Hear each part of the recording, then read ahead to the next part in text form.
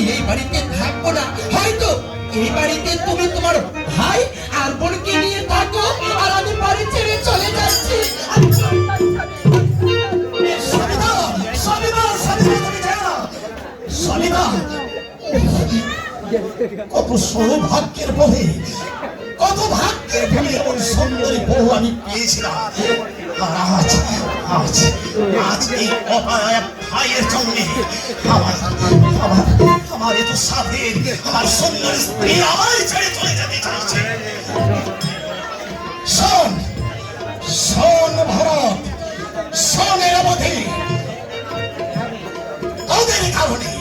তোদের কারণে আজ আমার এই সোনার সংসারে আগুন জ্বলে উঠেছে। শুধু তোদের কারণে। কি বলতে চাস?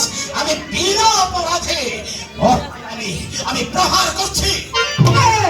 আমি তাই বলতে চাই, যে মানুষটি আজ 6 দিন ধরে কিছু খায়নি, ক্ষুধার জ্বালায় সে হাঁটতে পারছে না, তাকে মিথ্যা অপবাদ দিয়ে মার খাওয়ানো কি অন্যায় নয় বর্দা?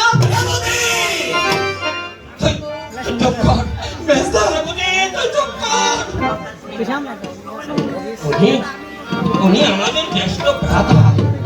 জ্যেষ্ঠ ভ্রাতা শুনে এহেন আচরণ করা বিধি নয় রে রেবতী।